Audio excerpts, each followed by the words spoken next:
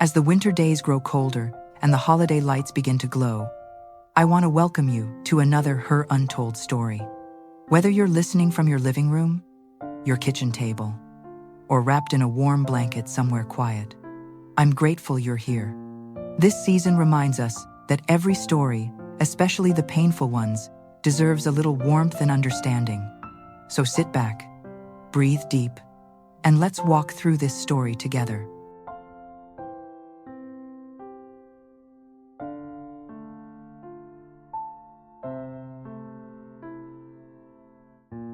The pounding began before sunrise. At first, I thought it was the kind of noise that slips into a dream, the echo of a storm, or the distant clatter of fishing boats out on the harbor. But then my front door shuddered so violently that the porcelain figurines on the entryway shelf trembled. The air itself seemed to tighten around me. "Evelyn!" a shrill voice screeched. "Open this door right now." I stood barefoot on the cold floorboards of my old Victorian home in Harborside, Maine, the house my husband and I restored by hand over 4 decades of marriage. The house that, according to the woman screaming outside now, somehow belonged to her, Mira, my daughter-in-law. No, former daughter-in-law in everything but paperwork. I had changed every lock in the house the previous night, the front door, side door, back door, even the garage, and yet the sound of her fists beating the wood rattled through me. Not out of fear, that had died weeks ago. What gripped me now was something sharper, colder, a steel that had only just begun forming inside me. Another thunderous blow. Then her voice again, shrieking as if she were staking claim on a kingdom she hadn't earned. "Evelyn Marston, this is our house, do you hear me? Ours." Before I could answer, a deeper voice followed, low, furious, unhinged. Mom, open up!" my son Caleb yelled. "We're coming in whether you like it or not." The thud that followed wasn't a fist, it was metal. I rushed to the peephole and saw Caleb standing on my porch in yesterday's clothes, eyes bloodshot, hair wild, gripping a construction sledgehammer in both hands. Mira stood beside him, wearing that triumphant little smirk she always saved. For moments she believed victory was inevitable. Caleb lifted the hammer, muscles tensing. He was truly going to do it. Break down the doorway of the woman who had raised him, fed him, forgiven him more times than he deserved. My heart hammered, but my voice remained steady. "Caleb," I murmured to myself, "what have you become?" He swung the hammer back. The blow never landed, because from behind me, steady, authoritative, unshakable, came a voice I had been waiting hours to hear. "Let me handle it." I turned and found Attorney Jonas Halden standing in my hallway, dressed in a charcoal gray suit, silver hair combed back, leather briefcase in hand. He looked like the kind of man who had stared down 100 liars in 100 courtrooms and never flinched. "Jonas," I whispered. "How did you—" "The back door. Just as you asked me last night," he said calmly. "It's time they learned the truth." For a moment, I felt my breath catch. Not from fear, no. That emotion had burned itself out long ago, but from the sudden weight of what was about to unfold. 3 months of humiliation, manipulation, and betrayal had led here. To this door. To this moment. To this version of me, the one I never thought I could become. Jonas nodded toward the entrance. "Open it, Evelyn." My hand moved without trembling for the first time in weeks. I unlatched the lock and pulled the door open just as Caleb prepared to swing again. The hammer slipped from his fingers and crashed onto the porch. Mira's face drained of color. Caleb stumbled back a step as if the very sight of Jonas had punched the air out of his lungs. They both knew who he was, what he represented, and what his presence meant. And in that instant, on my own porch, with my own son staring at me like he'd seen a ghost, something inside me shifted forever. You want to know how a 1-year-old widow reached the point of having to change every lock on her home? How a mother becomes someone strong enough to shut her own family out? Listen carefully, because what you're about to hear may change the way you understand a mother's love and the ways that love can be twisted forever. Before we go back to where this nightmare began, take a moment. If this story grips you already, leave a comment, hit like, and stay with me until the end. Stories like mine aren't just tales, they're warnings, and they might just help someone else. Jonas stepped forward, his voice steady, carrying the weight of authority like a seasoned judge. "Good morning, Caleb, Mira," he said, acknowledging them with a curt nod. I'm afraid I need to inform you that you no longer have any legal right to enter this residence without the owner's consent. Mira exploded immediately. What the hell are you talking about? We live here. We have rights. Jonas opened his briefcase and removed a thick folder, its papers crisp and final. As of last week, this property has been placed in an irrevocable trust under the sole authority of Mrs. Evelyn Marston. Any attempt to enter, claim, or alter this home without her permission constitutes unlawful trespassing. Caleb's eyes shot to me, betrayal mixing with disbelief. Mom, what did you do? What did I do? I protected myself. From him, from her, from the people I never imagined would turn into strangers, predators even. I lifted my chin, looking at the boy I once cradled through fevers and heartbreaks, the young man I helped through college, the father I babysat for so he could survive double shifts. I did, I said quietly, what I should have done 3 months ago. Mira's shock turned into fury. You're a selfish old woman, she spat. We've taken care of you for months. Without us, you'd be rotting here alone. Jonas didn't raise his voice. He didn't need to. Choose your words carefully, Mira, he said. Everything said here today can be used as evidence for Mrs. Marston's case. Caleb looked between us, breathing heavily, anger fading into fear as the truth began to settle over him like winter frost. But this confrontation on my porch was only the beginning. What happened over the next months would break, rebuild, and redefine everything I ever believed about love, loyalty, and family. And to understand how we reached this moment, the sledgehammer, the betrayal, the trust, I need to take you back. Back to the cold December morning when my son first knocked on my door and unknowingly brought a nightmare with him. 3 months before the morning of the sledgehammer, my house was quiet in the way old houses are quiet, settled, familiar, gently breathing with the whisper of the sea breeze through the warped window frames. It was early December, the kind of crisp, salt-tinged morning that always made me think of my late husband, Alan, and the way he used to bring home fresh bread from the harbor bakery before the sun was fully up. I had just finished arranging white lilies, his favorite, before driving to the cemetery later, when my phone rang. The name on the screen made my stomach tighten. Caleb. He hadn't called me directly in weeks. Messages, yes, usually short ones asking if I could watch the kids or send a little money for unexpected bills. But a call?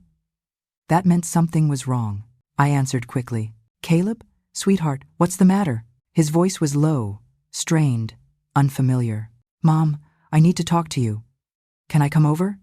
It's urgent. A mother's mind fills in the darkest spaces instantly. An accident? A sickness? One of the children? Of course, I breathed. Come any time. I'll put the kettle on. He hung up so fast I didn't have time to ask anything else. At 2 p.m., the sound of crunching tires came up my gravel driveway. I wiped my hands nervously on my apron and stepped toward the window. When I saw him, my heart trembled. Caleb wasn't alone. Mira strode beside him with her usual polished elegance, perfectly ironed coat, expensive boots, makeup flawless even in winter light. Behind them, Riley and Evan each struggled with overstuffed backpacks that looked heavier than they were. My hands instinctively went to my throat. Backpacks weren't for visits.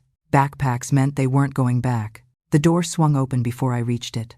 Hi, Mom, Mira sang, smiling as if we were old friends meeting for brunch. Sorry to drop in like this. The lack of apology in her eyes stung more than the words. Come in, I said automatically. Would you like coffee or... But the children, unaware of the deeper tension, ran past me toward the backyard shouting, Grandma! Grandma! Trailing half-zipped coats and second-hand sneakers. Caleb walked in and collapsed onto my couch, burying his face in his hands the same way he used to when he was a little boy after a bad day at school. My heart fluttered with old instincts: comfort, protect, soothe. What is it, sweetheart? I sat beside him. Talk to me. He exhaled shakily but didn't look at me. We lost the apartment. I froze. What do you mean? Lost. Mira answered for him, her voice coated in a sheen of almost too perfect sorrow. We fell behind on payments. 3 months. The bank repossessed it yesterday. We have 2 weeks to vacate. My heart leapt into my throat. Oh my goodness, why didn't you tell me sooner? I could have helped. Mira squeezed Caleb's arm tenderly, a gesture so controlled it felt rehearsed. We didn't want to worry you, Evelyn. You've done so much already. You could never be a burden, I said instantly. Your family. Caleb finally looked up, eyes glassy. Mom, can we stay here? Just 2, maybe 3 months, until I find something else? I looked around my house, 4 bedrooms, a wide attic, more space than I knew what to do with since Alan passed 5 years ago. The idea of footsteps again in the hallway, children laughing, the kitchen busy, it made the emptiness inside me soften. Of course, I said, smiling. Stay as long as you need. Mira's relief was so exaggerated it nearly startled me. She hugged me tightly, her perfume crisp and floral, far too expensive for someone who had just lost her home. You have no idea what this means to us, she said breathlessly. I believed her. That was the first mistake. That very evening, they began unloading a small moving van. Box after box, suitcases, plastic bins, a lamp, a mirror, a set of golf clubs I'd never seen Caleb use. More boxes. Are you sure you need all of this? I asked carefully. Caleb shrugged. We're not sure how long we'll be here. Might be safer to bring everything. It sounded reasonable at the time. By nightfall, my foyer was barely visible under stacks of their belongings. The house felt smaller already, but I brushed away the discomfort. This was temporary. A kindness. A mother helping her son. The first week passed peacefully enough. I cooked hearty meals, pot roast, corn chowder, Alan's favorite beef stew. The kids did homework at the dining table, while Mira scrolled endlessly through her phone. Caleb left early for job hunting and returned tired, but hopeful. We laughed at dinner. We watched old movies. It almost felt like family again. But small cracks appeared quickly. On the 7th morning, I came downstairs to find my living room rearranged, not subtly but transformed. My soft floral curtains were gone, replaced with thin gray panels that made the room feel colder. The antique quilt Alan's grandmother had stitched was folded and shoved into a laundry basket. And worst of all, Alan's reading chair, the one he sat in every night for decades, was missing. Mira? I called, trying to keep my voice steady. She turned from the kitchen island, where she was sipping matcha from a sleek silver tumbler. Oh, morning, Evelyn. I hope you don't mind, I moved a few things. The room needed breathing space. Where is Alan's chair? Oh, she waved a hand. It looked dated. I put it in the shed until we decide what to do with it. We. Not you. I swallowed hard. It wasn't just a chair. It mattered to me. Mira tilted her head as though assessing a patient with a delusion. You can't live surrounded by relics forever, Evelyn. It's not healthy. Caleb walked in and kissed her cheek. Morning. Did you see what Mira did with the living room? Looks so much better, right? I stared at him. That chair was your father's. He shrugged. Mom, it's just stuff. Don't get so emotional. A cold breath slid through me. Just stuff. Stuff that held my entire life.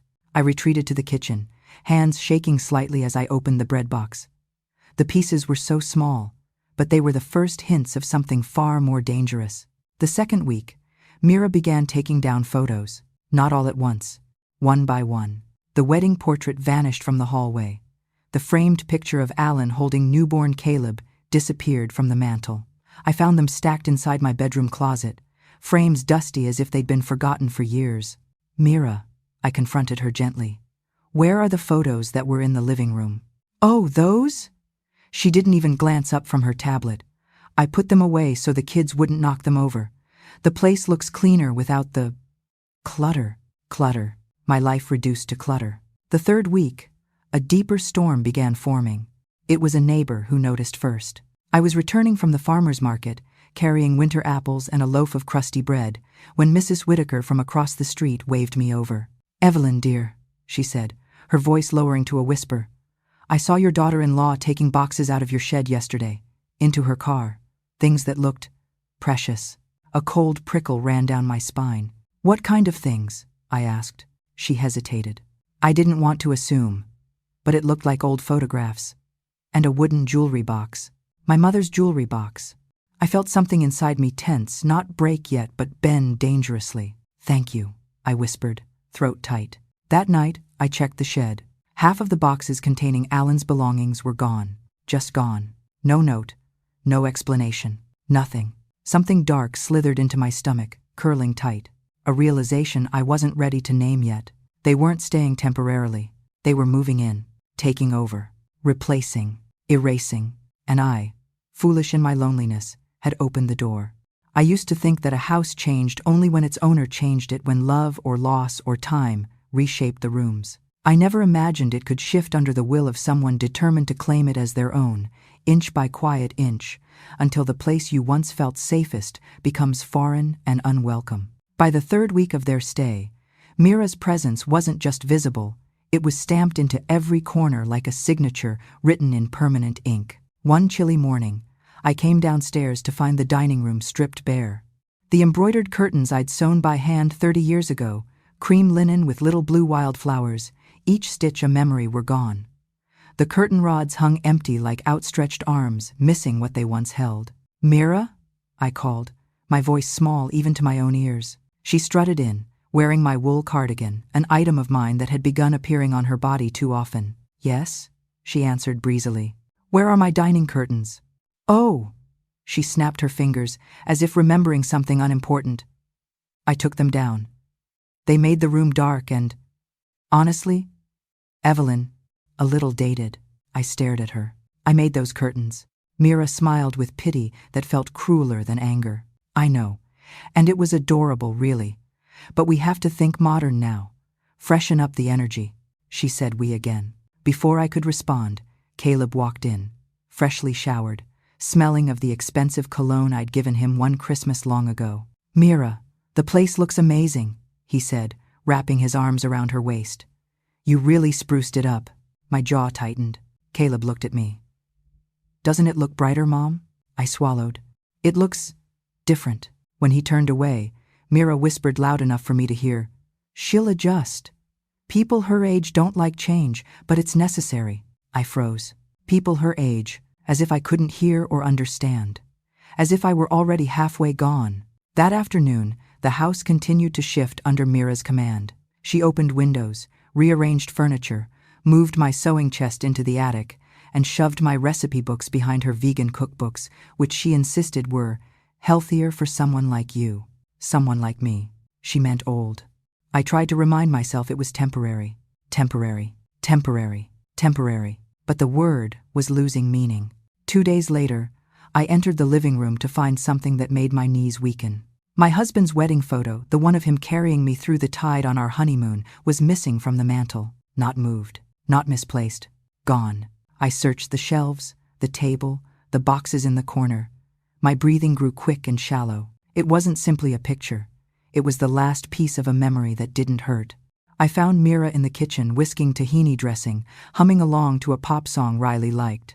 "Mira," I said, struggling to control my voice. "Where is the silver-framed photo?" "From our wedding." "Oh, that?" She didn't even look up. The frame was tarnished and the glass cracked. It looked shabby. Shabby. I placed my trembling hands on the counter. "Where is it?" She finally turned, her eyes narrowing the way they always did when she decided she had the upper hand. I threw it out. My world stilled. "You... what?" My voice shook. "It was broken," she said impatiently. "You can't keep every old thing forever. Did you at least save the picture?" I asked, hope flickering weakly. "Oh, Evelyn, it was old," she replied, wiping her hands on a towel. "Why cling to it? You're living in the past. Living in the past." I felt something inside me wobble like glass knocked off a table. Before I could speak, Caleb walked in, grabbed a soda from the fridge, and frowned at my expression. "What's wrong?" "She threw away our wedding photo," I managed, voice cracking. Caleb sighed the way someone does when listening to a child complaining. "Mom, it's not the end of the world. Dad's gone. You don't need a picture to remember him." I felt a wave of nausea. "Caleb, that picture meant everything to me." He shrugged, sipping his soda. "It's just a picture. Mira's trying to help you move forward." I wanted to scream, to grab him and shake sense into him. But no sound came out. My mouth opened, but my heart had no strength left to form words. He left the kitchen without looking back. Mira patted my arm. "You'll thank us someday." I went upstairs and cried quietly into Alan's old flannel shirt, the one Mira hadn't found yet. Its scent still faintly held cedar and soap, and I clung to it as if it could anchor me to a world that wasn't slipping from my grasp. But things weren't done breaking yet. The following week, Mira told me she'd hired professionals to to deep clean the house. They'll handle everything, she said. They know what's junk and what's salvageable. What do you mean by junk? Oh, you know. She made a vague gesture. Old things. Dusty things. Things past their usefulness. I felt unease creep up my spine. I cleaned the house already. But not properly, she said with a smile that didn't reach her eyes. Don't worry. I'm paying for it. The next morning, a team of 3 strangers arrived, all wearing matching uniforms. Mira directed them like a drill sergeant. Everything in the garage goes, she commanded. If it's not labeled with tape, toss it. My grandmother's cabinet is in the garage, I protested. Do not touch it. The workers paused. Mira sighed dramatically. Fine, but everything else. I hovered nervously as they worked, but Mira kept pulling me away with invented tasks, helping Riley with homework, taste testing her healthy soup, finding space for her new blender in my cabinets. By the time I got outside again, the damage was done. Stacks of boxes, Alan's old vinyl jazz collection, letters, trinkets from our travels were gone. Gone. Into the trash truck that had just pulled away. Mira, I gasped. What? What did they take? Oh, those old records, she said casually. They were warped, moldy. A hazard. They were not a hazard, I said, voice breaking. They were memories. She smirked, something dark flashing in her eyes. Memories don't play music, Evelyn. Spotify does. I sank slowly to the ground, right where the records used to be, my palms pressed into cold concrete. What are you doing? She asked sharply. The words fell out of me. You're erasing him. Mira crossed her arms, looking down at me like I was an inconvenience. You're being dramatic. You need to stop clinging to a dead man, Evelyn. It's getting unhealthy. My breath hitched. Unhealthy. The way she said it, clinical, assessing, made me feel like I was being evaluated as a patient rather than a person. That evening, feeling hollow, I slipped out to my porch for air and saw Mrs. Whitaker walking her terrier. She smiled sympathetically, her eyes full of unspoken worry. Are you all right, dear? She asked. I couldn't bring myself to explain everything. Not yet. But when she squeezed my hand, a spark of strength flickered in me. Evelyn, she said gently, that woman is trying to erase you. I've seen this before. Don't let her. That night, I lay awake, staring at the ceiling. The house that once felt warm and familiar now seemed to shrink around me, each room a reminder of something stolen. I realized then that Mira wasn't simply making changes. She was claiming territory. Piece by piece, memory by memory. The home Alan and I built was fading under her hands. And the most devastating part? My own son was helping her do it. The day I realized Mira wasn't just rearranging my life but stealing it began quietly, the way most storms do. A Thursday afternoon, cold air drifting through the cracked window frames, the scent of pine sap clinging to the breeze from the forest behind my house. I had been kneading dough for a loaf of rosemary bread, a recipe Alan loved, when I heard Mira's voice drifting from the dining room. Low, conspiratorial, too soft for a simple phone call. I wiped my hands on a towel and stepped forward. Yes, it's authentic English porcelain, she whispered urgently, her back to me. Hand-painted, the whole set, 12 plates, 12 small ones, and the cups with gold trim. My breath froze. No, she couldn't be talking about. Not stolen, she continued. Just unused. And my mother-in-law won't even notice. I moved closer, quiet as snowfall. I'm not going lower than 900, Mira snapped. It's worth more, but we need cash now. Fine, 800. But no haggling. She ended the call abruptly, satisfied. From where she stood, I could now see her laptop screen. Photographs. Of my porcelain dinner set, the one Alan had brought back from a trip to London for our 30th anniversary. He'd saved for months. He'd wrapped each piece in tissue with his own hands. We never used it, not because we were saving it, but because it felt like a celebration of our history, a tangible reminder of the love that carried us through decades. Mira? My voice trembled. What are you doing? She turned, startled for only a second, then flashed a sweet, poisonous smile. Oh, Evelyn, you startled me. I'm just selling that porcelain set. My heart pounded in my chest. That set? You mean my anniversary gift? The one Alan? Yes, she interrupted. It's been collecting dust for years. No sense keeping things no one uses.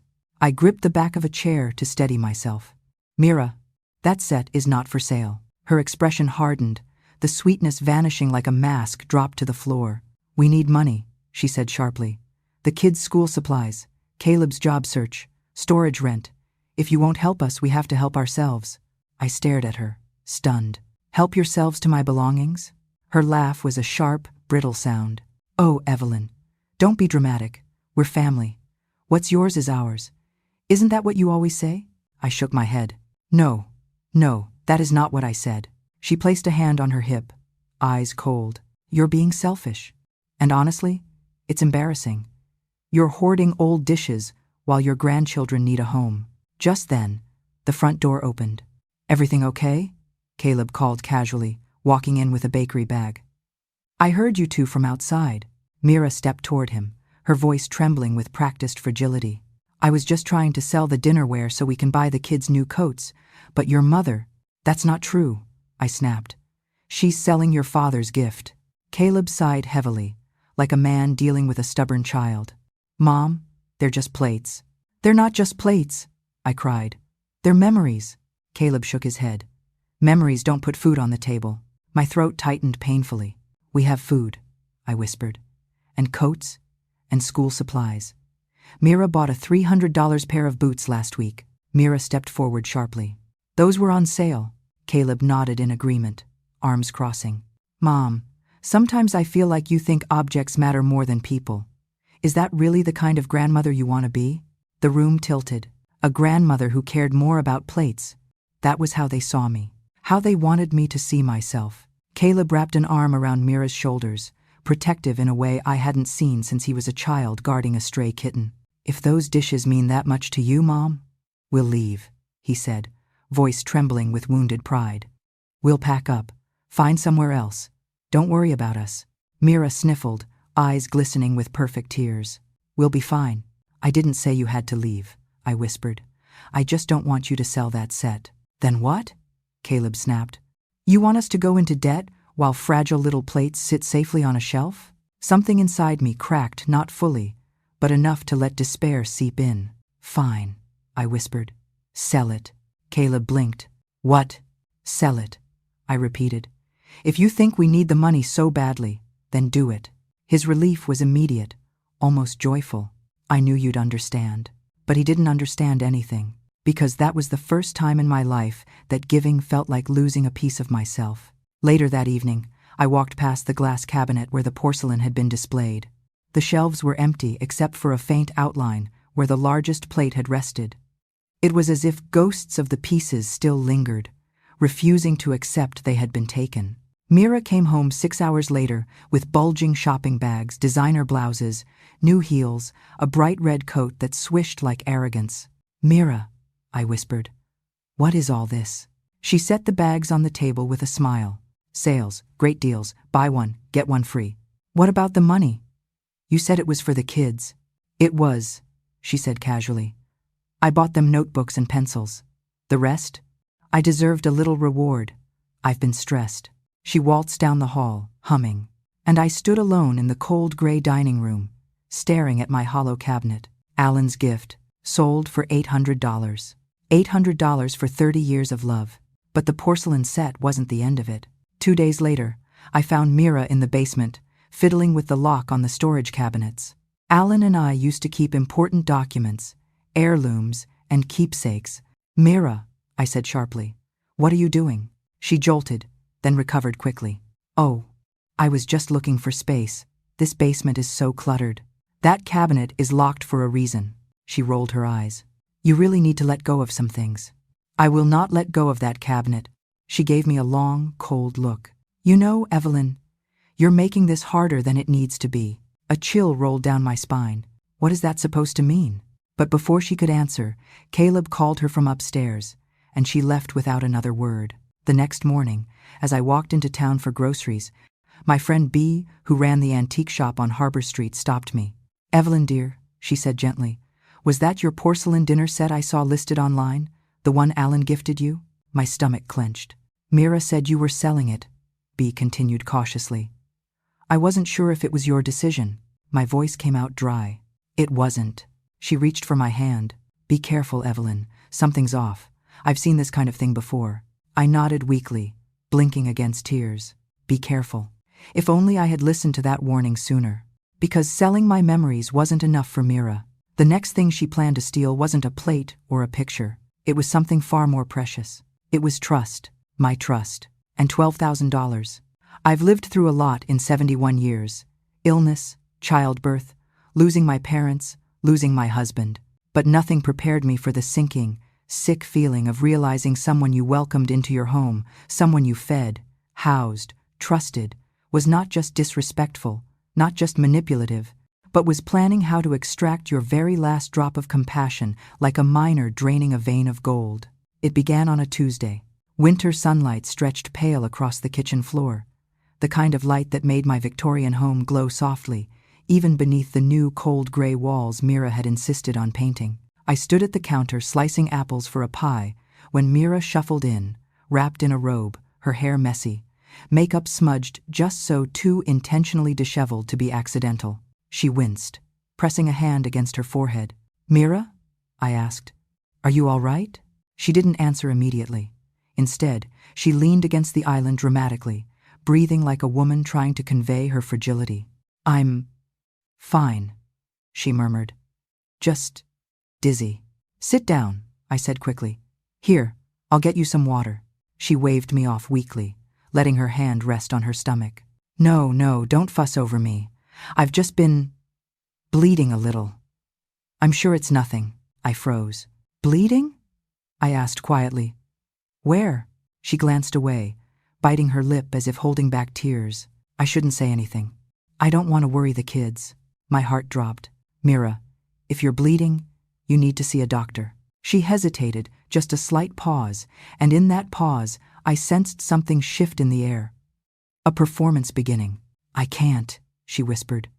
"We don't have health insurance anymore, and private clinics, they're so expensive." There it was. The hook. Still, I felt panic tightening inside me. "Health comes first," I said quickly. "We'll find a way." She looked up at me with eyes wide and moist, full of timid hope. "You'd help me? You'd actually help?" "Of course," I said without hesitation.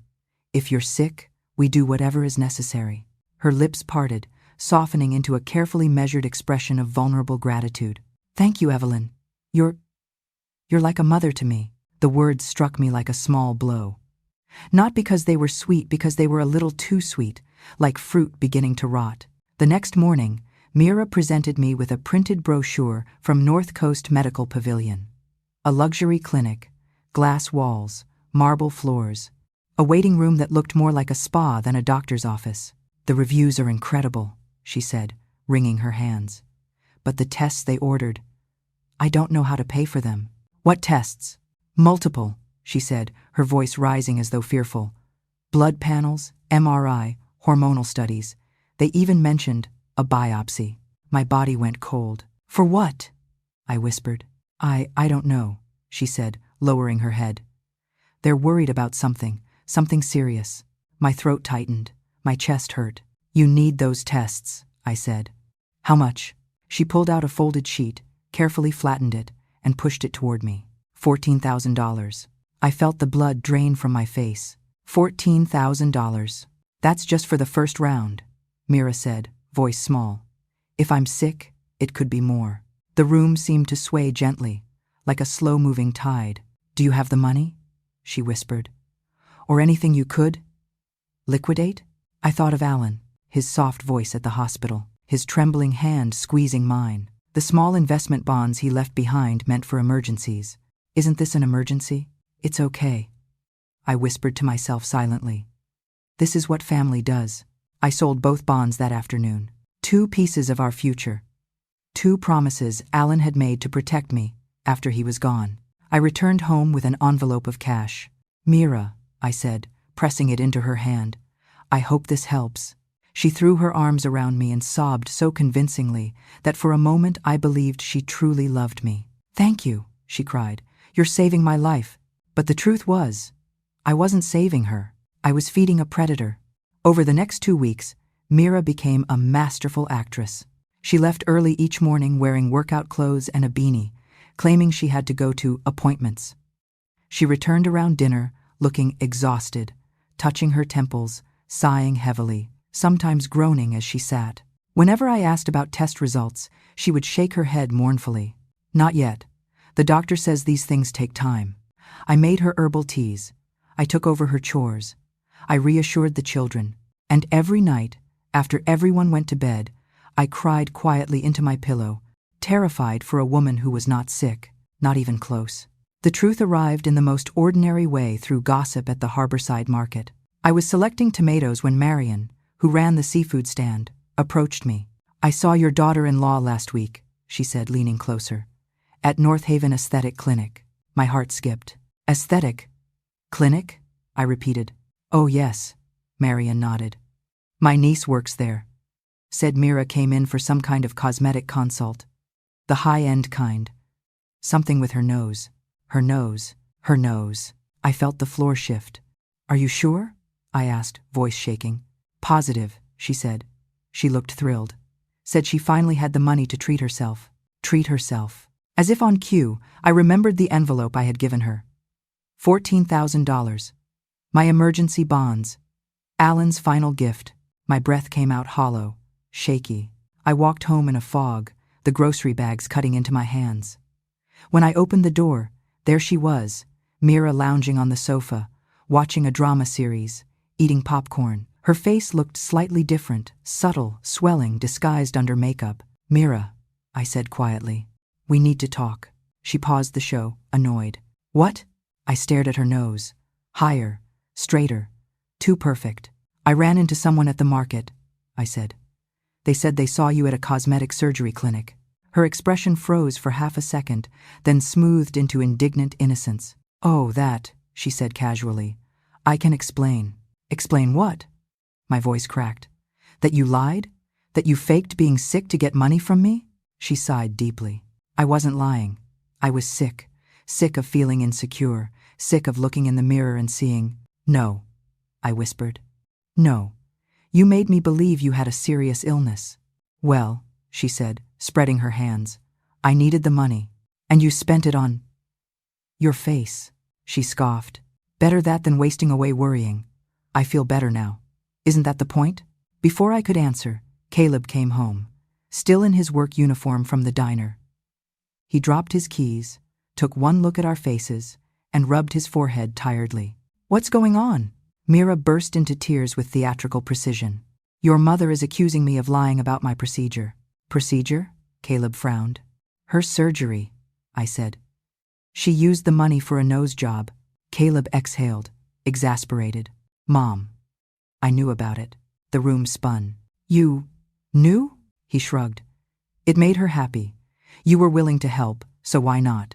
"Because it was for medical tests." My voice shook with rage I had never felt before. "Because you let me think she was sick." "It wasn't lying," Caleb said. "We just didn't tell you everything." "You manipulated me," I whispered. "Both of you." Mira crossed her arms. "You're making a big deal over nothing. If you want us gone, just say so." That was the moment I realized they knew my weakness, not age, not loneliness. Love. My love was their weapon. "Fine," I said softly. "I don't want you gone." "There," Caleb said, relieved. "Let's just move on." But I couldn't, not anymore. Because that night, lying awake in the dark, I realized something terrifying. If they could take $14,000 through lies, if they could steal my memories, if they could make me feel guilty for grieving, what would stop them from taking everything? There are moments in life when the world tilts, when reality cracks open and something terrible tumbles out, something you can never unsee, never unhear, never unknow. For me, that moment came on a night so still, so deceptively peaceful, that it almost felt orchestrated, as if the universe needed me quiet and unsuspecting before it delivered the truth that would reshape everything I believed about love, loyalty, and motherhood. It was past midnight when I woke with a sudden need for water. The house was silent, save for the faint hum of the old refrigerator and the occasional groan of floorboards settling in the winter cold.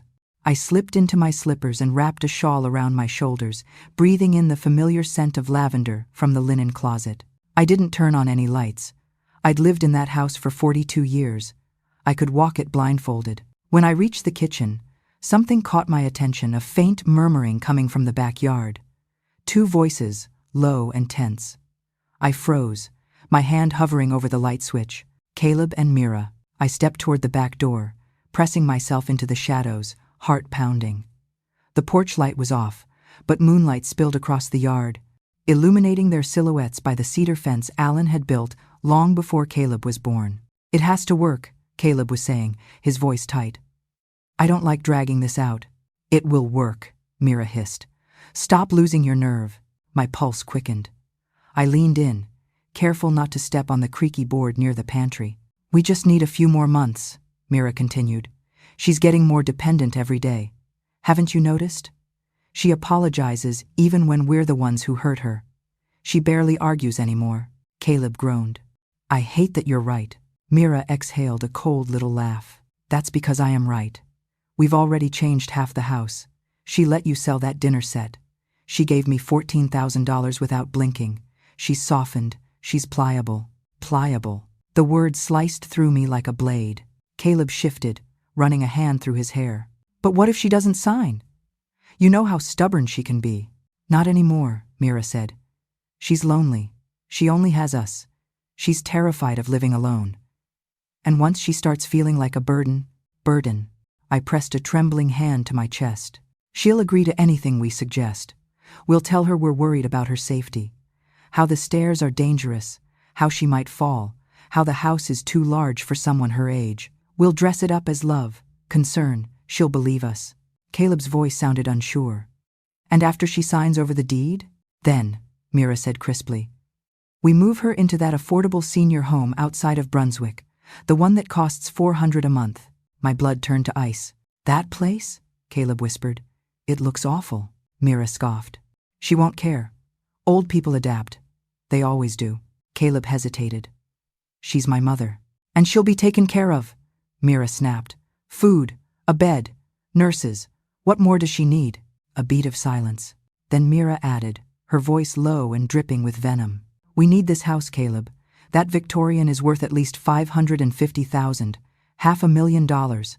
Our future depends on this. Do you think we should keep living paycheck to paycheck? Do you want to keep waiting tables? Or do you want the life we deserve?" A lump rose in my throat. Our future, their future, at the cost of mine. Caleb sighed heavily. "I guess you're right." "You guess?" Mira snapped. "I've calculated everything. Once we sell this house, we clear the debt, buy that condo near the harbor, and finally start fresh." The harbor condo. The same one Mira had shown Caleb on her phone a few weeks earlier, whispering, "Imagine living here," while I stood in the kitchen, pretending not to hear. "And Evelyn?" Caleb asked quietly. "Oh, please," Mira said with a bitter laugh. "She's lived long enough. It's our turn now." My knees buckled.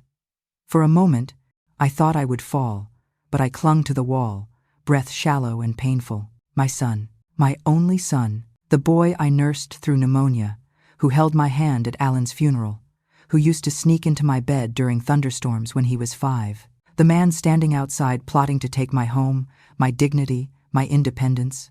Then Caleb said the words that would haunt me forever. "We deserve this house. Deserve." As if my life, my memories, my sanctuary were something he'd earned by birthright. I swallowed back a sob, but Mira's voice cut through the silence like a knife. "Exactly. She's old, frail, lonely. The weak always lose. We just have to wait until she's tired enough, broken enough. Then she'll sign anything. The weak always lose." A ringing filled my ears, loud and suffocating. My hands shook violently, my chest constricted. Tears blurred my vision. I wanted to scream, to burst onto the porch and confront them, to demand how they could say such things. But something inside me, something deep, ancient, instinctive, held me still. For the first time since all this began, a strange clarity washed over me. Caleb and Mira didn't want my well-being. They wanted my home, my security, my silence. They wanted me gone. They wanted me erased. I crept back upstairs, heart pounding so hard I could hear it in my ears. I locked my bedroom door, pressed my forehead to the cool wood, and allowed myself to feel the full weight of what I had heard. I sobbed until my throat burned, until my body ached, until the tears ran dry. Then I sat on my bed, staring at the moonlight spilling through the window, illuminating Alan's picture on my nightstand. His steady eyes, his warm smile, the quiet strength that had held me through every storm. "What should I do, Alan?" I whispered. The stillness in the room seemed to tighten around me, like the world was listening. And then I remembered something Alan had said during his final weeks, when he sensed that grief might make me vulnerable. "Evie," he rasped, gripping my hand weakly, "don't let your kindness turn into a weapon others can use against you. If someone tries to hurt you, fight back, even if it's someone you love." At the time, I had laughed softly, kissed his forehead, and brushed off his warning. But now his words echoed inside me like a prophecy. Something inside me straightened. Not rage, not bitterness. Resolve. A resolve I didn't know I possessed. I pulled myself up, walked to the closet, and opened the old wooden safe Alan and I had installed decades ago. Inside were the original house deed, our will documents, and a business card I hadn't touched in years. Jonas Halden. Halden and Brookfield Law. Family and estate law. Alan's closest friend. The man he trusted most. My fingers trembled as I picked up the card. Even though it was nearly 3 a.m, I dialed the number. A groggy voice answered. "Hello? Jonas," I whispered shakily. "I need your help. I'm in trouble." There was a pause. Then his voice sharpened. "I'll be there first thing in the morning, Evelyn. Don't worry. You're not alone." And with that, the weak version of me, the one Mira counted on breaking, died quietly in the dark. A stronger woman rose in her place. A woman who would not be a victim. A woman who would fight back. I didn't sleep after calling Jonas. Not even a moment. I lay in bed, staring at the ceiling while the house creaked around me, a house that no longer felt like mine, filled with people who no longer felt like family. My thoughts raced the way the tide rushes under the docks on stormy nights. Chaotic, relentless, unstoppable. By the time the first streaks of dawn touched the lace edges of my curtains, I had become someone new, not hardened, but sharpened, not ruthless, but awake. If Mira thought I would crumble, she hadn't yet met the woman Alan always believed I could be. At 7:10 a.m., sharp, my doorbell rang. I hurried downstairs, making sure not to wake anyone. I opened the door quietly and found Jonas standing there in a heavy wool coat, scarf draped neatly over his dark gray suit. His silver hair glowed in the early light, and his expression held both concern and a kind of solemn determination. "Evelyn," he said softly, "let's talk." For a moment, I felt like I might fall apart, but then he stepped inside, set his briefcase on the table, and placed a steadying hand on my shoulder. "You're trembling," he observed gently. "I heard them," I whispered. "Everything, Jonas. They want my house. They want to put me away. They've taken so much already." He pulled out a chair for me. "Sit."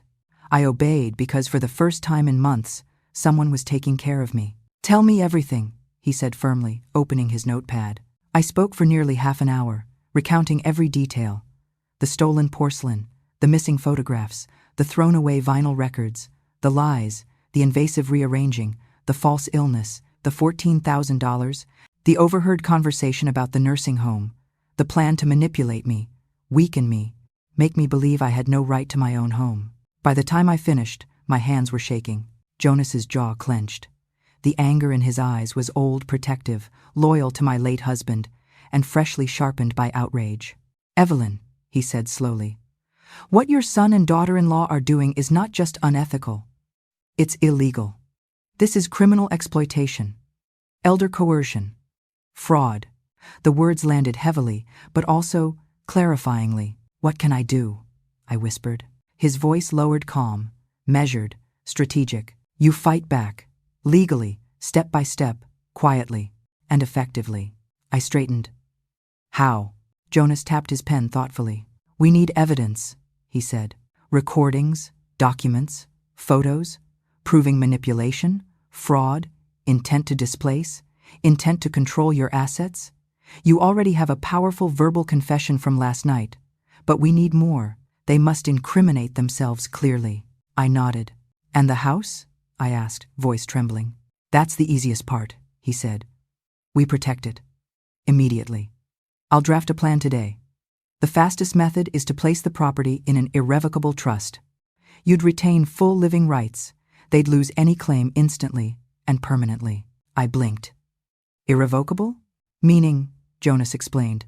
Nothing, absolutely nothing they do can undo it. Not manipulation, not pleading, not threats, not legal action. A slow, warm strength blossomed in my chest. But, he continued, raising a finger, you must act normal until everything is finalized. They cannot suspect anything. Act normal. Pretend. Play the role Mira had assigned me. The pliable, grateful, quiet mother. I could do that because I finally knew the truth. Jonas, I said, swallowing. They will continue plotting. Good, he replied. Let them. Record it. He reached into his briefcase and pulled out a tiny device, sleek, black, no larger than a thumb. A mini audio recorder, he said. It captures voices even from across a room. But, do you know how to operate one? I hesitated, then shook my head. Jonas smiled. We'll get you help. That afternoon, I walked across the street to visit my elderly neighbor, Mrs. Whitaker. She was kneeling by her rose bushes, pruning dead winter branches. Morning, Evelyn, she chirped, then frowned. You look pale. Come sit. I sat on her porch bench, the paint peeling under my palms. My voice was so soft I barely heard myself. I need a favor. She turned, eyes sharp as a hawk's. Say the word. I need to learn how to use a covert recorder. Her pruning shears dropped into the grass. Well, she whispered after a moment. I suspected things weren't right. She disappeared inside and returned minutes later with a tiny recorder identical to Jonas's. My grandson bought this for me, she said. Never used it, but I know how. Watch. She walked me through each step: on, off, save, playback, placement, hiding spots. Her fingers were steady despite her age. You'll get them, Evelyn, she said grimly. Some people need to learn the hard way, that older doesn't mean weaker. I felt tears welling. Thank you. She squeezed my hand. You're not alone. Not anymore. When I returned home, I found Mira reorganizing my pantry, tossing out canned goods she deemed unhealthy. Oh good, you're back, she said. We really need to talk about downsizing your diet. Salt's terrible for your heart. I smiled sweetly, sweet enough to make her blink. You're right, I replied softly. I should take better care of myself. Maybe even look into retirement care places, something peaceful, safe. Her eyes glittered like a predator scenting prey. That's such a wise idea, she cooed. I'm proud of you for being open-minded. She didn't notice the tiny recorder clipped under my sleeve. Tell Caleb, she added. He'll be thrilled. Thrilled. She actually used the word thrilled, and I captured every syllable. Over the next week, I became a spy in my own home. Every conversation they had, every insult whispered behind my back, every lie told to the kids, every scheme suggested was recorded. I placed the device in the living room, the kitchen, the hall, even near their bedroom door when they argued late at night about when I would break enough to sign the deed. Their voices filled the recordings with, "We just need to push her a little more. She's getting more confused. Perfect. Maybe we should hide her mail. Make her more dependent. She'll sign. Just be patient." Every word was proof. And with each recording, my strength grew. Because the truth is, fear shrinks when you shine light into its face. 3 days later, Jonas called. "The trust documents are ready," he said. My breath hitched. "Evelyn," he added, "once you sign, your home becomes untouchable. Untouchable. Like armor. Like justice. Come to my office tomorrow at 2 p.m., he said. Do not tell them. Not a hint. I won't, I promised. And Evelyn? Yes? I'm proud of you. I closed my eyes as warmth spread through me, an emotion I hadn't felt in a long, long time. I'm proud of me too, I whispered.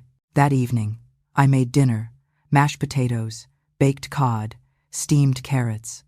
Caleb and Mira chatted excitedly about a luxury condo they'd seen online earlier that day. I stirred my potatoes calmly, invisibly recording their entire conversation. After dinner, I dried my hands and turned to them. "Caleb," I said gently. "Mira, I think you're right." They froze mid-sip. "Right about what, Mom?" he asked slowly. "You said the house is too big for me, that I need safety, that maybe a senior care place would be good." Mira's face practically glowed. "Oh, Evelyn," she whispered. "I'm so glad you're finally thinking clearly. This is the best decision for everyone. Caleb nodded eagerly. When should we talk paperwork? He asked. I smiled sweetly. I already called someone, I said. He'll come Monday morning. The recording captured the glee in Mira's voice. Perfect. And Caleb whispered, finally. They thought they had won. But in truth, they had already lost. The strange thing about pretending to be weak is realizing how easy it is for those who want power to believe it. Mira and Caleb soaked up every hint of my supposed frailty the way thirsty ground drinks rain. They watched me closely, my posture, my tone, the careful way I moved my hands, and I let them believe everything. I let my shoulders sag. I let my voice tremble just a little. I let myself smile wistfully at nothing, as though contemplating my lonely, aging life. And they fell for it so completely that sometimes I caught myself marveling at how blind they were to the shift inside me. It wasn't that I stopped loving Caleb, it was that I finally stopped letting that love excuse what he had become. By the end of the week, Mira was glowing with triumph. She hummed around the house, wearing one of my sweaters again, this time a soft cable knit that Alan had once told me made my eyes look like sea glass in sunlight. Now it stretched awkwardly over her harder shape, but she didn't notice or care. Caleb was softer around me too, but not out of guilt. No, out of victory.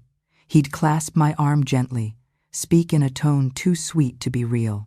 You'll be so relieved, Mom, he kept saying. A senior community will take such good care of you, and you won't be lonely. You'll make friends. Lonely. The irony nearly suffocated me. I wasn't lonely until they moved in. On Friday afternoon, 3 days before everything collapsed for them, I walked into the living room with a little notebook in my hand. Mira was folding laundry. My laundry, actually, though she never asked if I wanted her to. She watched me with raised eyebrows. Evelyn, you okay? Oh, just working on a list, I said lightly. She tilted her head. A list of what? Facilities, I said, smiling. Senior care options. I found a few you mentioned. Her smile widened, shark-like. That's wonderful, she said. I can help you choose. The one outside Brunswick looks great. Does it? I asked softly. Oh yes, she said, pulling a catalog from her tote bag. It's cheap, practical, perfect for someone like you. Someone like you. Meaning, someone old. Someone in the way. I held her gaze. And what will you three do? She blinked. What do you mean? When I leave, I said evenly, you'll have the house to yourselves. Her throat bobbed. She hadn't expected me to say it aloud. She recovered quickly. We'll maintain it. Take good care of it. For you. I smiled sweetly. Of course. Every word, every breath, every false smile captured in perfect clarity by the recorder in my pocket. That evening after dinner, Caleb suggested we celebrate this new chapter. He poured sparkling cider. Mira toasted to fresh beginnings. The children were confused, silent, sensing something wrong but too young to articulate it. As they toasted, I looked at Riley, the older one. 14, a girl with her father's eyes and, I hoped, more of his better nature than his current one. She watched her parents with knitted brows, suspicion flickering behind her quiet gaze. Later, when everyone was upstairs, she knocked lightly on my door. Grandma? She whispered. Yes, darling. Are you really leaving? My heart tightened. No, sweetheart. I'm not. She stepped inside, eyes full of fear. I thought so, she said. Mom seemed too happy. A cruel, razor-edged truth from a child. I cupped her face gently. Don't worry about anything, my love. Grandma is handling it. She let out a breath, relief softening her expression. I knew it, she said. I knew you weren't letting them boss you around forever. I kissed her forehead. You're a sharp one. But her next words broke me in a way nothing else had. Grandma, I don't want you to go to one of those homes. I'd miss you too much. I hugged her tightly. I'm not going anywhere. Later, after she slipped back to her room, I sat alone on my bed, replaying her whisper again and again. That girl saw more than her parents did, maybe more than Caleb ever had. On Saturday morning, the trust papers were ready.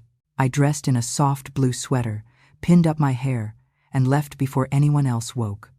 I took the bus to Jonas's office rather than call a cab. I didn't want Caleb or Mira to notice anything unusual. Jonas greeted me with a nod, ushering me straight into his conference room, where a stack of documents lay waiting like quiet weapons.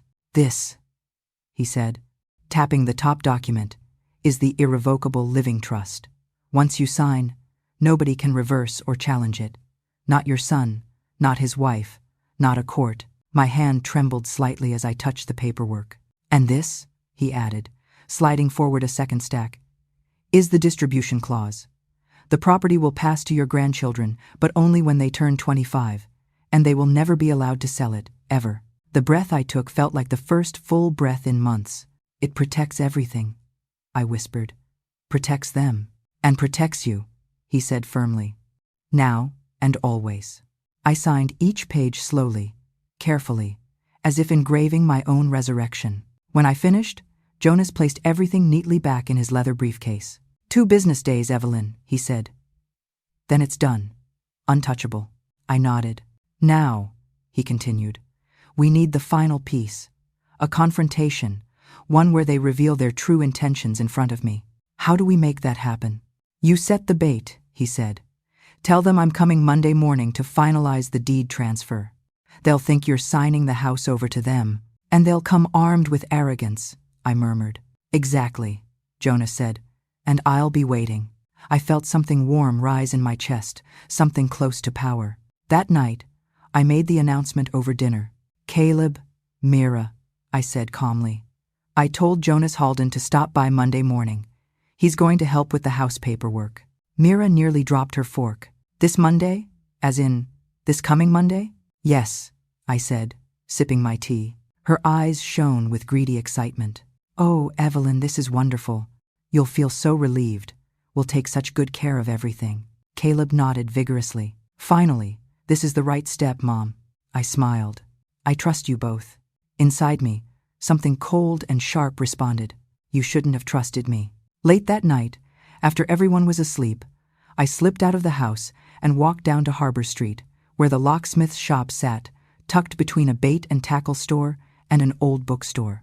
When I knocked on the back door, a tired-looking man emerged, rubbing his eyes. Ma'am, it's almost midnight.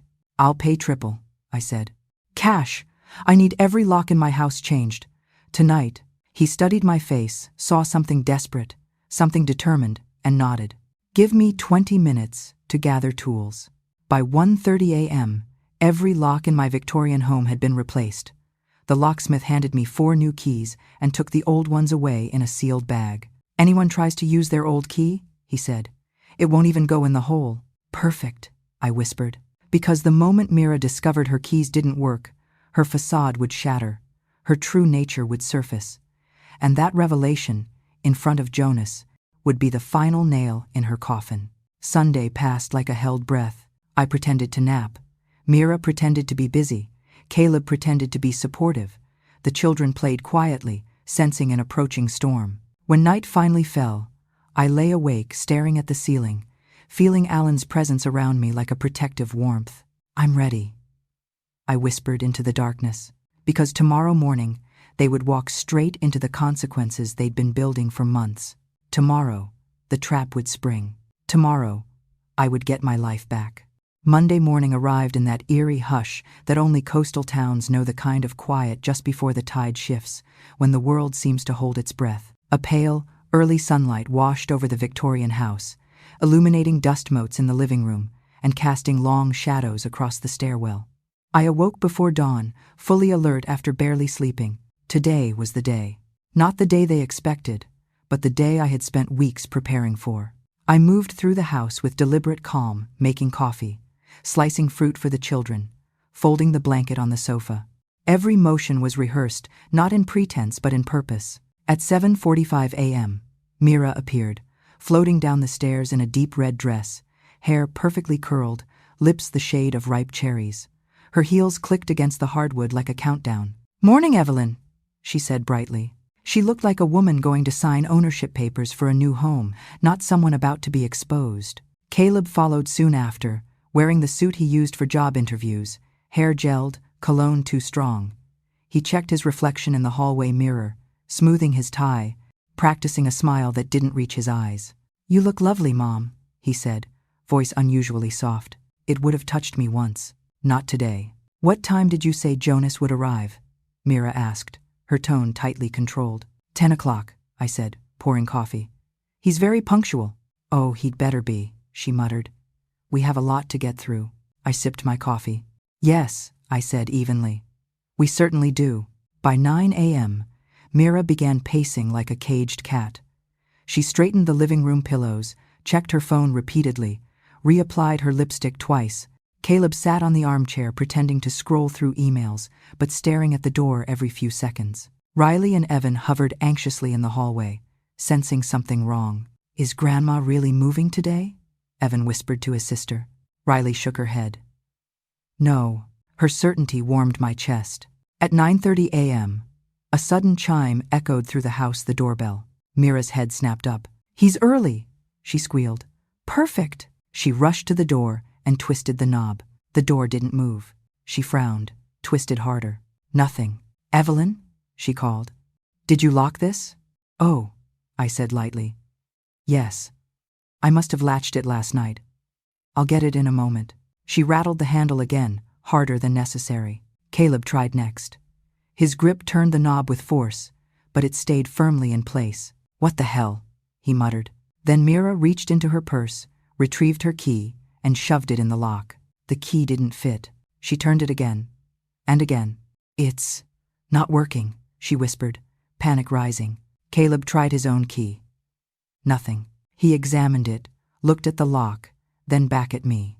Mom, he said slowly, what's going on? I set down my mug gently. I changed the locks.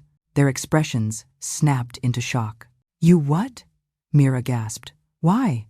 For safety, I said calmly. At my age, it's important to be cautious. Mira stared, incredulous. What are you hiding, Evelyn? Well, I said. If you'd like to open the door? I certainly can. I moved toward them with measured steps as the doorbell rang again, insistent this time. Mira backed away to give me room.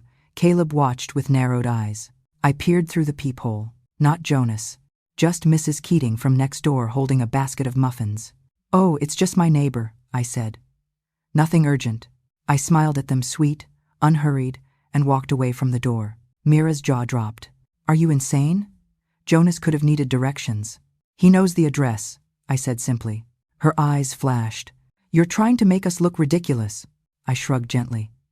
If the shoe fits?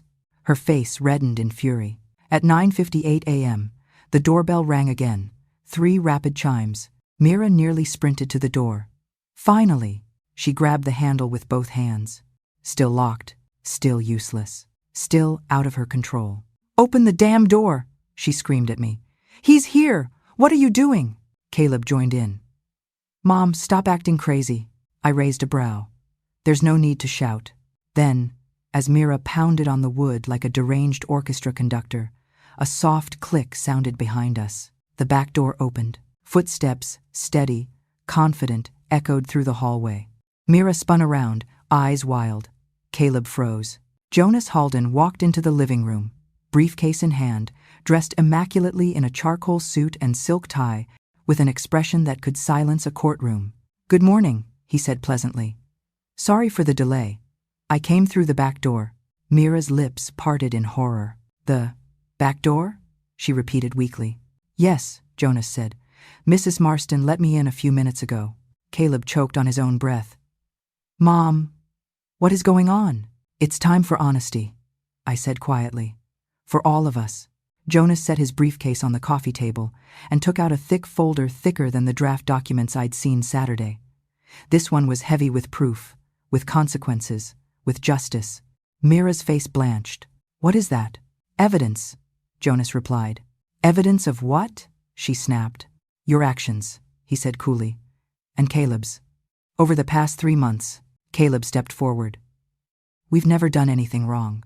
Jonas lifted a brow and pressed a small button on the mini speakers he'd brought.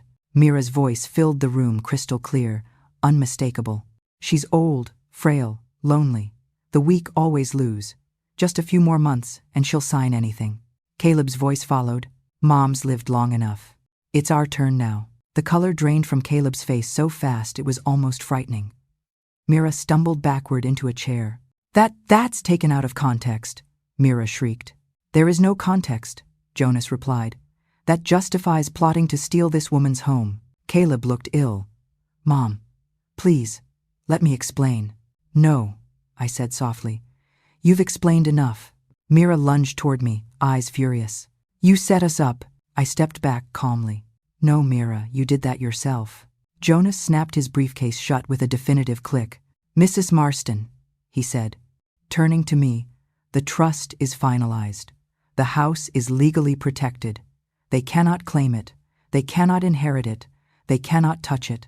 Caleb sank to his knees, chest heaving. Mom. Mira grabbed his arm. Get up. Don't let her intimidate you. Jonas raised a hand. I advise you both to listen now, because the next words are legally binding. Mira swallowed hard. Caleb stared at the floor. You have 48 hours, Jonas said evenly, to vacate this property. Clothing, personal devices, toiletries only. Anything belonging to Mrs. Marston stays.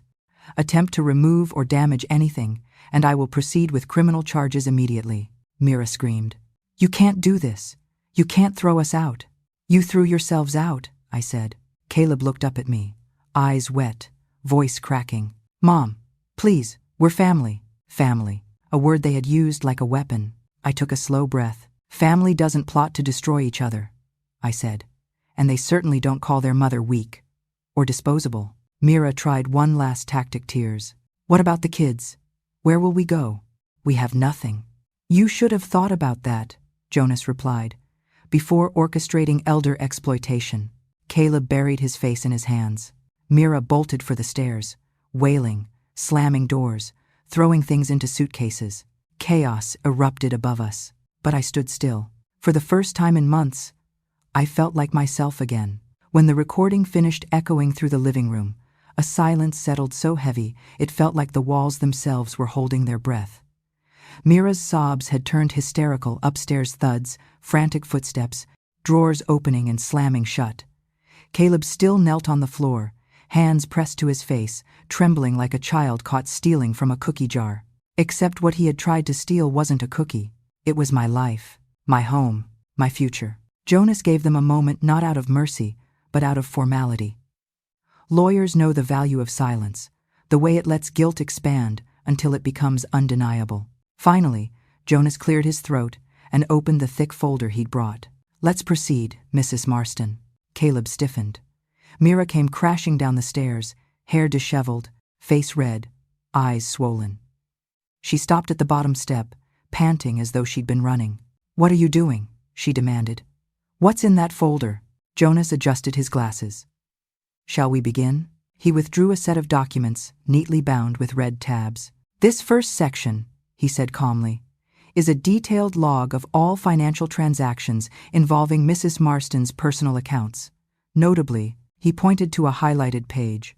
The withdrawal of $14,000 on January 9th, subsequently transferred to a private medical facility, which we now know did not perform medical treatment but cosmetic surgery.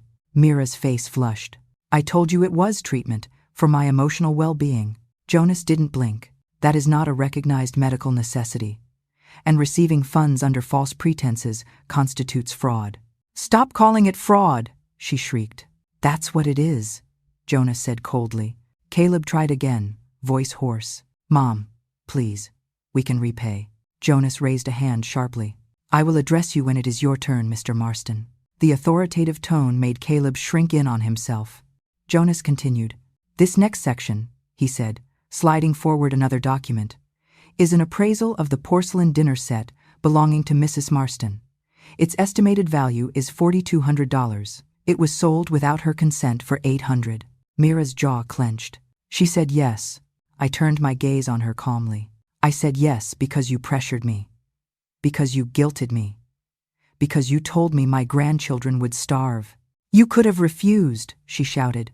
You never gave her a chance to refuse, Jonas countered. You emotionally manipulated her. Coercion by guilt is still coercion. Mira's eyes darted wildly between us, her breath hitching. Jonas continued flipping pages. And finally, the audio recordings. He paused to tap the mini speaker, in which both of you clearly discuss removing Mrs. Marston from her home against her will and placing her in a low-quality care facility, followed by selling this house for profit. Caleb let out a strangled sound. Please, Jonas, don't make it sound worse than it was. Jonas closed the folder with a snap. You did that yourselves, mister. Marston. The children stood silently in the hallway, peeking around the corner, their eyes wide with fear and confusion. Riley reached for Evan's hand and squeezed it tightly. Mira took a stumbling step forward. So what now? You're going to arrest us? Take our children? Not unless necessary, Jonas replied coolly. Mrs. Marston has two options. Both are legally sound. Caleb lifted his head slowly. Fear hollowed his eyes. What options? Jonas turned to me. Evelyn, I nodded, my voice steady as stone. Option 1, I said softly. I press charges, Mira gasped. Caleb's eyes filled instantly. Mom, please. Fraud, Jonas clarified, carries potential jail time. Elder coercion is a criminal offense, and your conversations about placing her in a nursing home against her will could be considered intent to commit financial abuse. Mira staggered backward. She can't. Option 2, I continued, unmoved. You repay the $14,000 within 30 days. What? Mira screamed. We don't have that kind of money. Jonas shrugged. Then option 1 becomes the default. Caleb crawled forward on his knees until he was at my feet. Mom, please, 30 days? We can try, we can find the money, we'll borrow, sell our things. Just don't press charges. Please. I looked down at him not with hatred, but with a deep, carved grief. You should have thought of that, I said quietly, when you stood outside in the cold and said I'd lived long enough. He bowed his head, sobbing. Behind him, Mira crossed her arms. You're unbelievable, she spat. You're ruining our lives over some old dishes and a measly $14,000. I turned my gaze to her. You ruined your own life, and you tried to ruin mine. Mira pointed sharply at Caleb. He's the reason. He pushed me. He wanted the house. Caleb snapped his head up. That's a lie. Oh, really? She shrieked. You're the one who looked up the cheap nursing home. You're the one who said she's weak and old. That was you, he shouted back. You said she'd break. You said she'd sign anything. Their marriage, I realized then, was built on rot, on mutual convenience and shared greed, not loyalty, not love. Jonas let them argue for several seconds before stepping between them with a firm hand. That's quite enough. Mrs. Marston's decision is final. You have exactly 48 hours to vacate this residence. Mira glared at me with pure venom. You can't do this. The kids will not be homeless. Jonas cut in. You have jobs, family, options. You simply will not have this house. Caleb sagged. Mom, please, where will we go? You should have considered that, I said, when you decided to put me in a care home. Riley stepped forward timidly. Grandma? She whispered. Yes, sweetheart? Are they really leaving? My heart tightened. They have to. She nodded slowly. Mira spun around, wild-eyed. Riley, pack your things. Evan too, we're leaving now. Riley stood still. No. Mira stormed toward her. What do you mean, no? Riley shrank back behind me. Mom, she said, trembling. I heard you. I heard everything. You wanted to get rid of Grandma. Mira froze. You don't get to hide behind us this time, Riley said, voice breaking. We're not stupid. Caleb's face fell apart. Riley. Baby. She didn't look at him. I put a hand gently on her shoulder. You can visit me any time, I whispered. This will always be your home. She nodded, tears sliding silently down her cheeks. Jonas stepped forward again. Pack only your personal belongings, he said. Anything belonging to Mrs. Marston stays. Mira's face twisted. You bitter old witch. Enough. Jonas thundered. The room snapped silent. You leave this house in 48 hours, he repeated, or I will personally file charges at the county courthouse by Wednesday morning. Mira backed away as though struck. Caleb bowed his head again, shoulders shaking. Mom, I'm sorry. I swallowed. I know, I said softly. But sorry doesn't undo what you did. It was the truth. And it was the first time in my life I said it without flinching. The rest of that day unraveled like a slow-motion catastrophe, the kind where each sound, each breath, each slammed door feels suspended in heavy air. Mira stormed upstairs, her heels striking the wood like gunshots. Caleb followed behind her, but slower, dragging his feet like a man headed to his own execution. The children stood frozen near the staircase, watching their world begin to crack open. The Victorian house, once a place of warm dinners and holiday laughter, now held tension so thick it felt like smoke. Every room echoed with the echoes of their betrayal, and the consequences they never imagined would come. For the first time in months, I didn't feel fragile or disoriented. I wasn't shrinking in corners or shrinking in my own skin. I stood tall, taller than I had since Alan died. The fear had burned out, leaving only clarity. They had to go. That part was simple. The part that wasn't simple was Caleb. Upstairs, doors banged open and shut. Suitcases rolled, drawers emptied, Mira's voice rising in frantic shrieks. "Where's Evan's tablet? Why are his socks mixed with mine? Caleb, help me!" Then her voice dropped to a venomous hiss I could still hear. "I swear to God, if that woman touches my things." I didn't bother responding. Jonas stood beside me, watching with a calm, patient steadiness that reminded me of Alan in court. He'd had that same sense of justice woven into his bones. "You handled this well, Evelyn," Jonas said softly.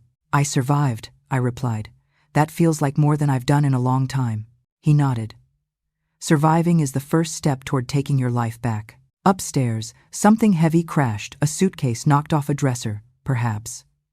Evan started crying, a soft, frightened sound. Riley rushed to comfort him, leading him to their room with an arm around his shoulders. Guilt pierced me then, not for what I'd done, but for what they had to endure because of their parents' choices. Caleb came down the stairs a few minutes later. His eyes were swollen, his face pale. When he saw me, he stopped at the bottom step, like he wasn't sure if he had the right to come closer. "Mom," he said softly. I looked at him, not the boy I raised, but the man he had become, or the man he allowed himself to become. "What is it, Caleb?" He swallowed, hands trembling at his sides. Is there anything I can do to fix this?" His voice cracked on the last word, fix. If only life were that simple. I exhaled slowly. "Caleb, you spent months breaking pieces of me I didn't think could break." He looked down, shame washing over him. "I know. You lied to me. Allowed Mira to lie. Took my money. Sold my things. Listened to her insult me. Helped her manipulate me.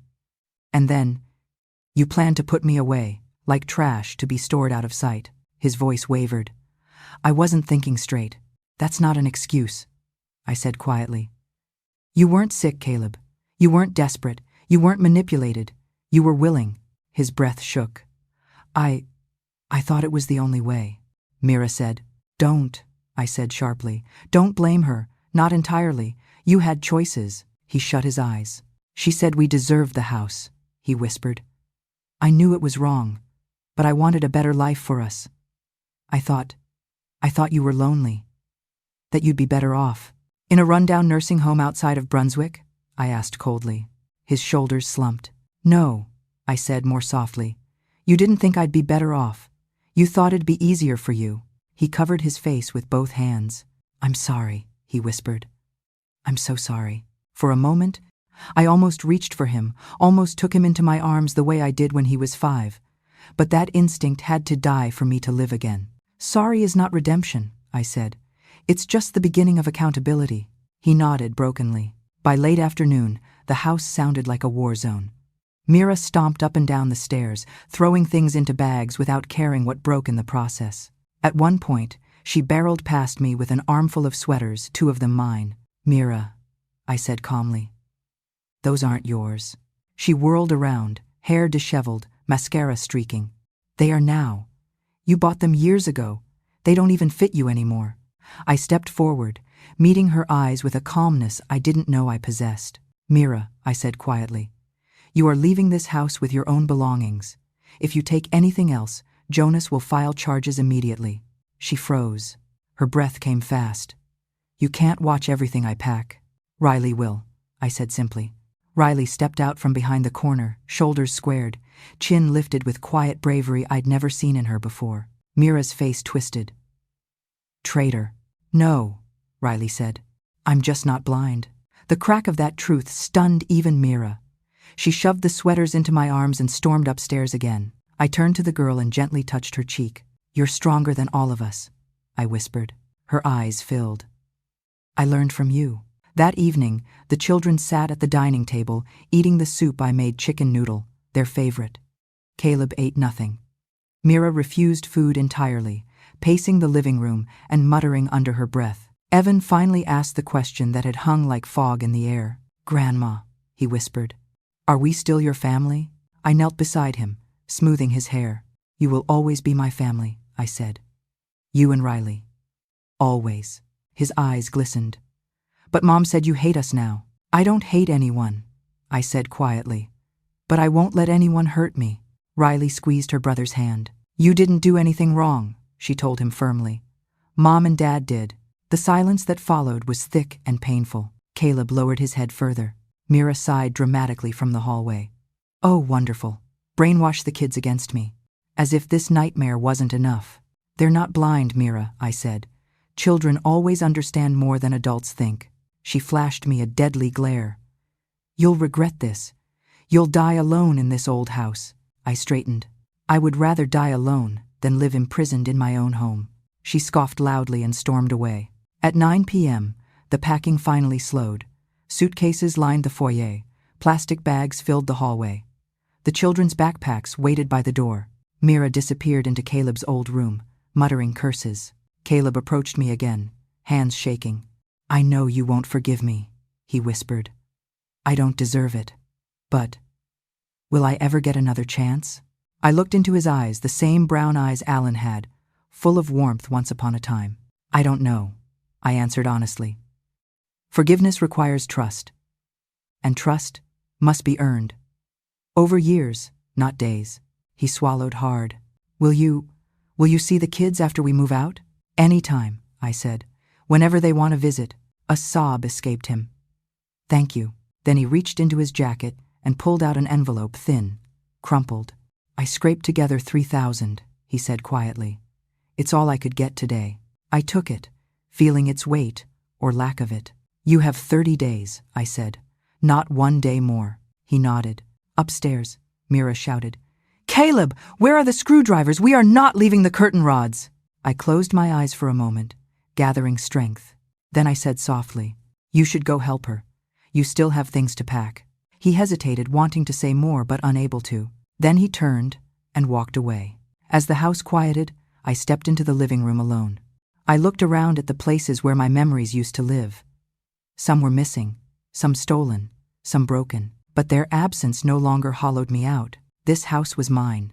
This life was mine. And by standing up for myself, I had just rewritten my future. The house felt strangely peaceful the morning they left, as if the walls themselves exhaled for the first time in months. I awoke before sunrise and stood by the window overlooking the front yard. The violets Alan planted years ago were still covered with dew, their petals trembling gently in the breeze like tiny survivors. A moving truck waited near the curb. Mira hurried back and forth in her oversized sunglasses, talking loudly on her phone, her voice sharp and brittle. Caleb followed her silently, carrying boxes as if his bones weighed more than his body. The children stood off to the side, hugging their backpacks, their small forms hunched in the cold. Jonas arrived promptly at 7 a.m. to ensure everything went according to legal protocol. He offered me a nod of reassurance as he stepped inside. "You're almost through it," he said quietly. "But victory doesn't feel like triumph when you love the people you're forced to let go. It tastes bittersweet like medicine you swallow because healing demands it." By noon, the last suitcase was dragged down the stairs. Mira barged past me without a word, her perfume overwhelming, her heels digging into the wood like claws. She slammed the suitcase into the truck and snapped at Caleb. "Tell her she'll never see the kids. Tell her, say it." Caleb wiped a hand across his eyes. "Mira, stop. Stop!" she shrieked. "She ruined everything." Riley flinched. Evan started crying. I stepped forward, arms open. "Sweetheart." Mira leaped between us like a wolf. "Don't you dare touch them." Riley pushed past her, hugging me fiercely. "I love you, Grandma," she whispered. "They can't stop me." Her words were a balm to wounds deeper than any cut. Evan followed, clutching me tightly. "I'll miss you every day." "I'll miss you too, darling," I whispered, smoothing his hair. "But you'll always have a home here." Mira stormed toward the truck. "Let's go." Caleb lingered at the end of the walkway. He looked at me the way a man looks at a gravestone, mourning, regret etched into every line of his face. He approached slowly, as if unsure whether he was welcome. "Mom," he whispered, voice raw. I don't deserve to ask this, but will you ever forgive me? The question hit the center of my chest. Forgiveness. The thing I'd always been so quick to give. The thing I used to hand out like bandages for wounds other people inflicted. But some wounds don't heal that way. I reached out and took his hand just for a moment. I don't know what the future holds, I said softly. But forgiveness doesn't erase what happened. It only becomes possible when someone truly changes. A tear slipped down his cheek. I'm trying. I know. He nodded and returned to the truck. As they pulled away, Riley pressed her face to the window, her small palm against the glass. I placed my own hand over my heart and watched them turn the corner, disappearing down the same street where Caleb once learned to ride his bike, where he scraped his knees and ran crying into my arms. Now he was driving away in silence, carrying the consequences of his choices like luggage too heavy to put down. The house was quiet after they left, not the suffocating quiet of loneliness. The peaceful quiet of a storm finally passed. I walked through the rooms, touching surfaces they had rearranged, breathing in spaces that had once felt invaded. I picked up Alan's old mug from the shelf, dusted off the rim, and smiled at the memory of him warming his hands around his morning tea. I did it, I whispered to the air. I stood up, just like you told me to. The empty hallway echoed nothing back, but I felt him there, soft, steady, proud. In the days that followed, I began reclaiming my home, one room at a time. Jonas stopped by often to review paperwork and check on me. Each time, he seemed lighter, as if helping me had healed a piece of his grief for Alan too. We repainted the gray living room walls, the soft rose color Alan once adored. I put up fresh floral curtains, hand-sewn the way I used to when Caleb was small. I rehung the photos Mira had shoved into closets, each frame filled with decades of love she couldn't erase. When I opened the empty cabinet where the porcelain set used to sit, my heart stung a little. But then I placed a small vase of violets inside and whispered, "Some memories can be rebuilt." Spring crept into Harborside, slowly, gently. I joined an art class at the community center, something I had always wanted to do but never had the courage for. I began tending my garden again, planting marigolds, basil, and sunflowers.